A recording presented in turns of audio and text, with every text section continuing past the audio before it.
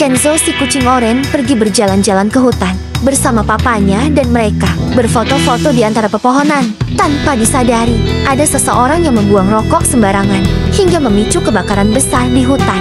Di tengah kepanikan, Kenzo dan papanya berusaha melarikan diri, namun papanya terjebak di antara kobaran api. Kenzo, yang berhasil keluar dengan selamat, segera meminta bantuan pemadam kebakaran. Akhirnya, berkat bantuan tersebut, papanya berhasil diselamatkan dari kebakaran.